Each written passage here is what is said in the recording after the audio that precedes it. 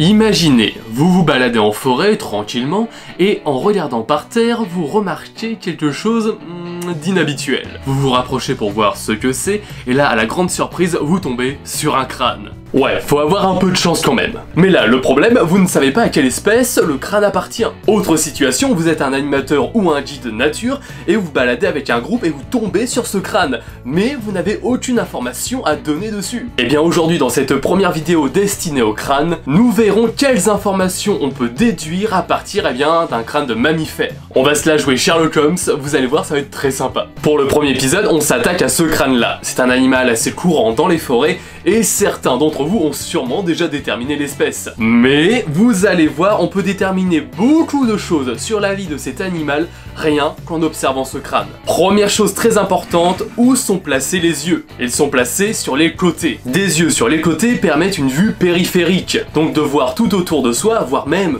derrière. La grande majorité des animaux qui ont ce type de vision dans la nature sont souvent des animaux prédatés. Ils ont des prédateurs. Ce type de vue permet de les voir arriver assez facilement. Donc notre suspect est potentiellement un animal qui peut se faire chasser par d'autres animaux. Vu la taille du crâne, notre animal doit être de taille moyenne. Souvent les crânes sont proportionnels à l'envergure de la bestiole. Avec une taille moyenne comme celle-ci, eh bien les prédateurs envisageables dans la nature peuvent être le loup, le lynx, et voire pour les petits peut-être le renard ou le hibou grand-duc. Et petite...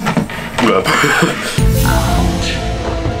Et petite dernière info par rapport à la vision, souvent les animaux qui peuvent voir avec une vue périphérique comme ici vont pouvoir voir tout autour d'eux, mais pas forcément très loin. À partir d'une certaine distance, ils commencent à voir flou. On peut déjà donc déduire quelques informations sur notre animal. Il s'agit d'un animal pouvant être prédaté par d'autres animaux, d'où l'emplacement des yeux. Et donc un animal prédaté aura souvent l'allure et le corps adaptés à la fuite. Notre animal est donc sûrement très habile et assez svelte. Et là on peut même aller encore plus loin, on peut presque déterminer sa couleur. Souvent une proie aura une couleur qui lui permet de se camoufler dans son environnement. Ici l'environnement où le crâne a été trouvé c'est la forêt. Et une bonne couleur pour se camoufler dans la forêt, eh bien c'est la couleur marron ou beige. Il y a donc de très fortes chances que notre animal a ces couleurs là. Ensuite, autre étape, qu'est-ce qu'il a sur la tête? Il possède comme deux sortes de cornes. Petit spoil, c'est pas des cornes. Souvent dans la nature, quand des animaux ont comme des cornes sur la tête, ça va servir à trois choses. Première chose, défendre son territoire. Deuxième chose, se défendre face à des prédateurs. Et troisième chose, potentiellement, ça peut être un attribut sexuel pour pouvoir attirer le partenaire du sexe opposé. En gros, pour faire le beau, séduire et draguer. Voici trois infos qu'on peut rajouter à notre animal. Souvent, quand je montre ce crâne en animation nature, la plupart des enfants, mais aussi des adultes, me disent qu'il a sur la tête des cornes. Eh bien, non. Ici, il s'agit de bois. La différence est que les cornes sont composées de kératine, donc la même matière que nos ongles, et sur les crânes, elles sont déchaussables. On peut enlever les cornes d'un crâne. Mais ici, les bois, on peut pas les enlever, et c'est composé non pas de kératine, mais de fibres osseuses. Ce sont des os. Des cornes vont pousser sur la tête de l'animal toute sa vie, alors que des bois vont souvent tomber une fois par an, après la période de rut, et repousseront par la suite en 3 semaines. C'est pour ça qu'avec un peu de chance, non, avec beaucoup de chance, on peut tomber de temps en temps en se baladant dans la forêt sur des bois tombés, alors que des cornes on n'en trouvera jamais, à part sur un crâne. Le groupe d'animaux qui ont des bois sur la tête sont les cervidés, et c'est très souvent les mâles qui ont des bois sur la tête. Donc notre animal est un cervidé mâle.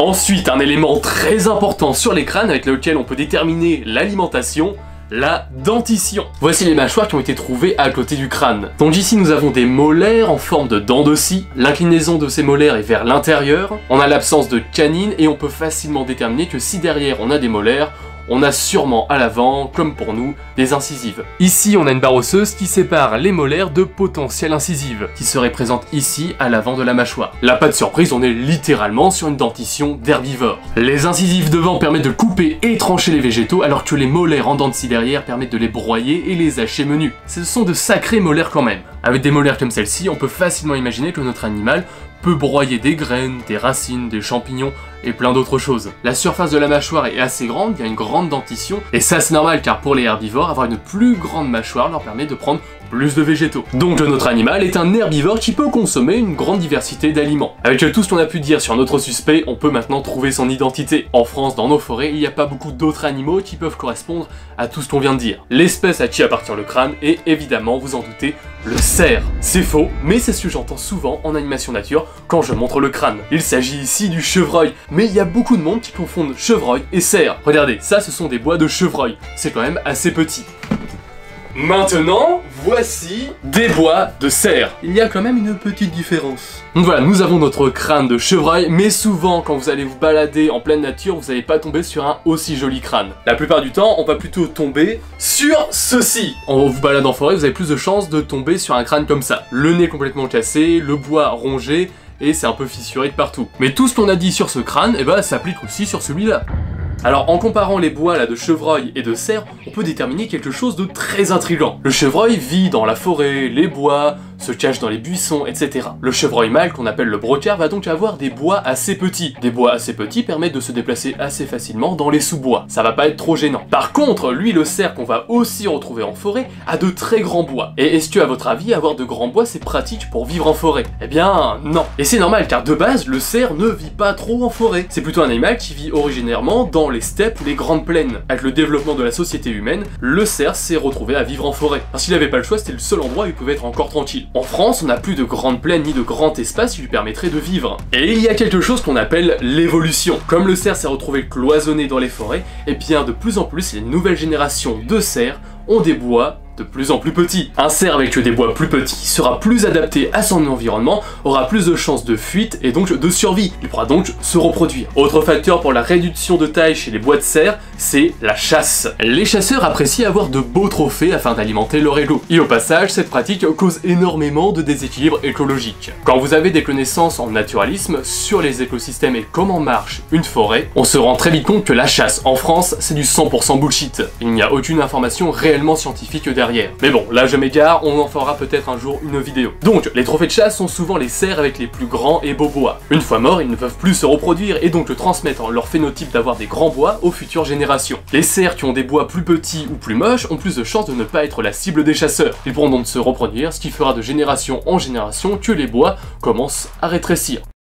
Donc voilà, c'est la fin de cette vidéo. Franchement, ça m'a fait super plaisir de faire ce nouveau petit concept. Je trouve les crânes super fascinants et il y a tellement de choses à dire dessus. Et évidemment, tous les crânes que je vous montre et que je vais vous montrer dans ces vidéos sont des crânes trouvés par hasard en pleine nature, en se baladant. Si vous avez d'autres informations à mettre par rapport aux crânes, n'hésitez pas à les mettre en commentaire. Évidemment, l'évolution c'est très complexe. Il y a plein d'autres facteurs qui peuvent faire qu'une espèce ait les yeux sur les côtés, ou qu'il ait un type de dents bien particulier. Tout ce que je vous ai dit, c'est une généralité un peu sur les mammifères, mais il y a toujours des cas à part. Donc voilà, c'était un petit concept que j'ai adoré faire. On se retrouve pour de prochaines vidéos. Allez, salut!